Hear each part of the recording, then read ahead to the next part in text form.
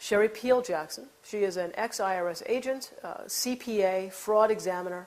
She was working for the IRS. She was on the fast track to success there. She was doing very well, had received numerous awards for all of the work she did. And she realized that there is no law and that the biggest fraud was the IRS. I tried to be the best at whatever I did. So when I got to the IRS, I hit the ground running. My first year in 1988, I got the Fraud Award. It's a big Shaped in Georgia award for fraud. But I got numerous awards, and my biggest one is from the IRS commissioner himself. Back in 1995, it was Fred T. Goldberg. One of the things that I wanted to tip you off on as far as what the IRS does before I get into the story, they had, I don't know what they're doing now, but they had what's called a Market Segment Specialization Program, or MSSP. They would take different market segments, like ministers, and try to figure out how much money you were underreporting. Let's take beauticians, for example. I'm going to audit her beauty shop. She owns the shop, and she has some people working there. Based on the assumption that the IRS has that people don't report all of their money, but they like to put all their expenses on there. So granted, all her expenses are on the tax return, and I figure out how many bottles of this and that she bought, I can calculate a dollar figure. So I'll tell Sophia, after it's all over and we're buddy-buddy, I just shock her, and I say, well, guess what? It looks like, based on my calculations, that you really brought in $80,000, but you have $50 on the tax return. So here, you owe the IRS back $30,000. What would she do? She would sign off on it. I only had 2 cases in 7.5 years where somebody actually bucked at me. People are so afraid. The government and the media have gotten you guys so afraid of the IRS that you don't even buck them. Now, mind you, she might have left some money off. Maybe there was several times where she just didn't report the cash. And maybe that's why. Maybe she has no idea how much she, quote-unquote, underreported. Maybe that was it. But they always acquiesce. They got one, anybody own a laundromat, they have one that will calculate, based on your water bill, how many loads were washed at your laundromat.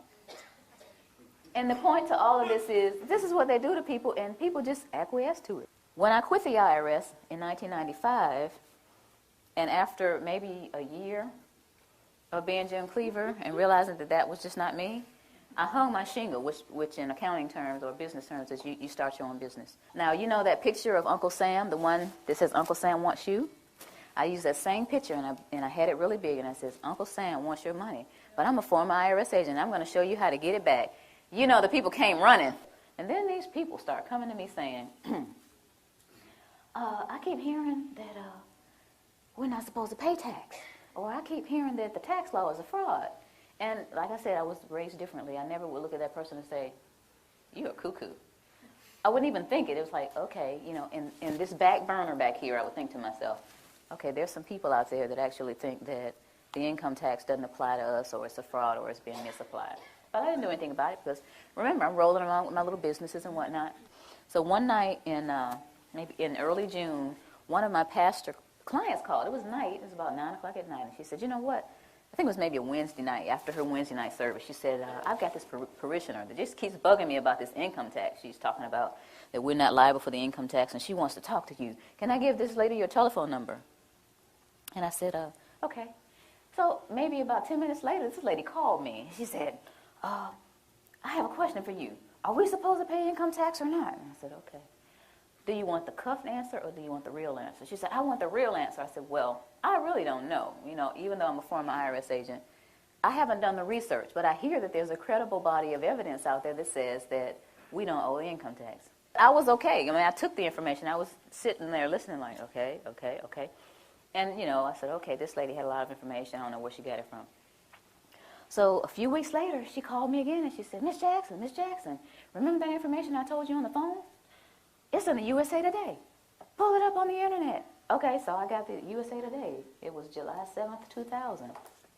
And it says, Dear we the people, most citizens are not required to file an income tax return. The 16th Amendment to the Constitution is a fraud. And if you file, you waive your Fifth Amendment rights. I said, okay, that's some of the stuff she was saying. Now, this is a lot of reading. But I kept reading because I was very interested, you know, being a CPA and into fraud and all that. I wanted to see what was going on. So here in the third column, it says, no one has been able to collect the $50,000 reward offered by Bill Conklin. to anyone that can identify the section of the Internal Revenue Code that makes a typical worker liable for the income tax. I'm serious about winning is $50,000. Okay, so it's at my desk. Basically, I just shoved everything off my desk and got the codes out, the regulations out, the tax guide I got on the internet to look at the Cornell University site, all these different things, and I started researching. And 2 weeks later, I said to myself, oh my goodness, we have a problem here. It doesn't look like I'm going to win this money.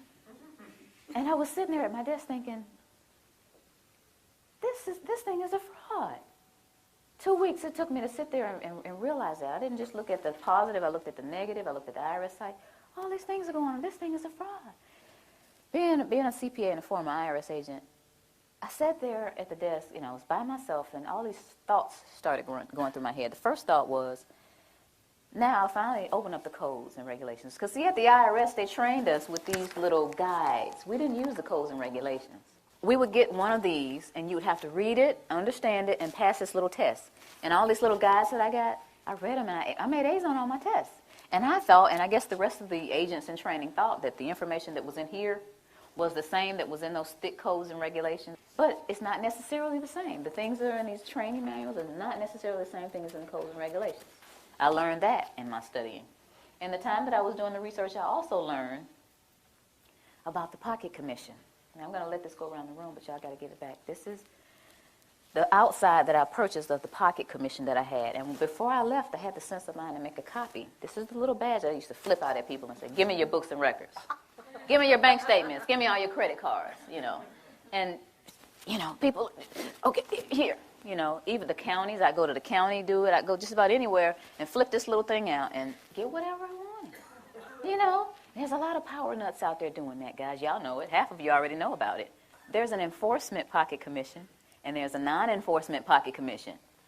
And I started looking back at this thing. It has SER, Southeast Region. First of all, I'll read it. It has my picture up here, and it says, Sherry Jackson, whose signature and picture appear above, is duly commissioned as Internal Revenue Agent and has authority to perform all duties conferred upon such officers under all laws and regulations administered by the Internal Revenue Service, including the authority to investigate and require and receive information as to all matters relating to such laws and regulations. And it has SER and some other numbers and an A. And based on this Internal Revenue Manual, A means administrative. So I'm an administrative clerk out there on the front lines. And I'm an administrative clerk with a non-enforcement pocket commission. Okay, so I'm starting to get angry here. Starting to think about I had to take bribes and get little tape recorders taped to my body and the little microphones on me and go in and take bribes from people. But, thinking about stuff like that, what they've got me out here, I'm thinking I really have authority. And this is administrative, non-enforcement pocket commission. That was one of the other things I thought about. And then I thought about, and I found out, this is another issue, a levy versus a notice of levy. This is something that I didn't deal with a lot because I was an agent and I just assessed the tax. I wasn't a tax collector. I just assessed it. So this is a notice of levy. And someone said, hey, this is a notice of levy. This is what the banks get or your job or whatever. They said, look at the back of it. So I'm looking at the back of this notice of levy, and it says, Section 6331, levy and distraint. And then it says B and C. And I'm thinking, it starts off with B? What happened to A? So I looked up A. And here's A. And it says, levy may be made upon the accrued salary or wages of any officer, employee, or elected official of the United States, the District of Columbia, or any agency or instrumentality of the United States or the District of Columbia by serving a notice of levy. I'm thinking, but that's not most people. That's not the person that works at AT&T or Bell South or Coca-Cola. That's not most people. Aren't people noticing that the A isn't on here? Aren't they curious about it? Why are they doing this? All this is going through my head during this period of time, then I'm realizing that there's a rat in the camp. That's what I call it. But this is the straw that broke the camel's back. The Federal Reserve is not federal. How many of you did not know before today that the Federal Reserve isn't federal? If you didn't, don't be shy. If you didn't know before today that the Federal Reserve isn't federal, raise your hand. Most people don't know that. 9 out of 10 people that I asked off the street don't understand that the Federal Reserve is a non-auditable private banking cartel. They are collecting $36 million an hour in interest from the American people. $36 million an hour in interest from the American people. My children, my two children, were born $86,000 in debt based on the national debt. Now, why am I going to take away from those children to give to somebody that is going to be born in 2030? That's not going to happen. So that was my decision. It was very easy. You know, you think about stuff like fear. Oh, the IRS is going to get you. They're going to take your stuff. That's not important to me. Stuff's not important to me. My children are important to me. I'm one of those mothers that will roll up her sleeves with one leg and try to whoop you if you mess with my children. And I think that a lot of mothers are like that. So this is what my decision was. And I went on and started educating people. One of the things that people asked me once I made this decision and started talking about it, how are we going to run the country without the income tax? I don't know how much Dan got into it, but the Grace Commission report that Ronald Reagan put out in 1984, says that none of the money collected in income tax goes towards running the country. But the bottom line is it's not going towards running the country, so you patriotic people out there, you've been fooled. Beardsley Rummel, he was Federal Reserve Chairman back in 1946, did a speech before the American Bar Association. The title of his speech was Taxes for Revenue Are Obsolete. Within the body of this report, he says that the taxes, the income taxes for redistribution of wealth. What is redistribution of wealth? What is that? That's taking from me that I've worked hard for and giving it from somebody else to somebody else. Shouldn't I have the right to redistribute my wealth if I want to? Another question that they ask me is, how come I haven't heard this on TV, or on the radio, or in the newspaper? Well, sweetie, the simple answer to that is the same people who own the television stations and the newspapers and the radio stations are the same people who are involved with the Federal Reserve. And here is a little statement that says that it only requires 5% ownership to significantly influence the media. Rockefeller is one of the original shareholders of the Federal Reserve. As early as 1963, the House Banking Subcommittee reported that Rockefeller, through Chase Manhattan Bank, controlled 5.9% of the stock in CBS and the bank and gained interlocking directorates with ABC. I went all the way through high school, all the way through college, all the way through testing for the CPA, and all this IRS training and didn't hear about any of this. You think they want this information out here? For you guys to eat up and chew up and find out what's really going on? I don't think so. Now, another one. Why don't we just tell our elected officials about this? And to make a really long story short, the We the People Foundation, the same people that put out this ad, put together a hearing. And these 40 researchers were going to ask the IRS and the DOJ these questions, and we're going to have this big meeting in Washington called the Truth and Taxation Hearings. Okay? So we got together with 537 questions. So we sent them the 537 questions so they could research and have the answers, and what did they do? They reneged on coming. They signed off on it, but they reneged on coming. So you all didn't get to hear the truth. We went on and had the hearings anyway, put it on CD, marched around Washington, giving it to all 535 congressmen and senators. Please look at this information. We got stupid responses back like, thank you for visiting our offices in Washington. The next time you come to Washington, please visit us again. They don't care. Your presidents don't care. Another one that they ask me, or they'll say something like, well, this just sounds like it's some kind of conspiracy theory. Y'all hear that a lot? Okay.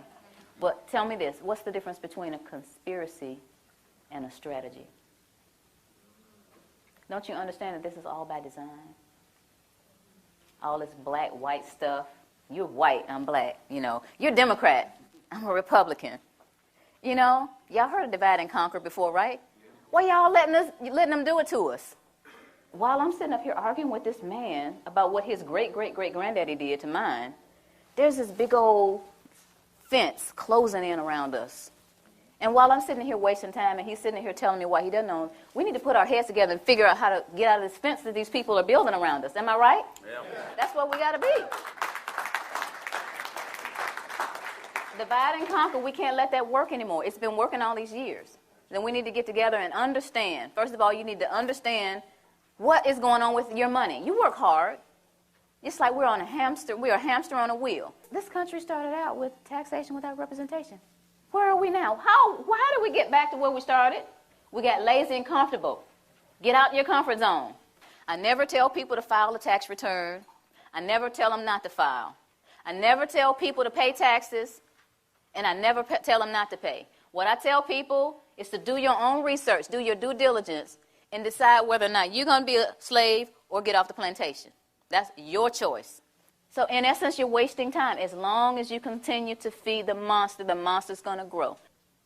They're going to laugh in your faces. Any kind of cause that you have, anything that you're trying to do in your life concerning getting things back on track with our country, the way it's supposed to be, you're going to get laughed at because you continue to give them the money to do whatever it is they're doing to us. A lot of people don't care. A lot of people get the money taken out of their checks and they actually think they're getting, oh, I get back $3,000 every year. They don't take anything from me.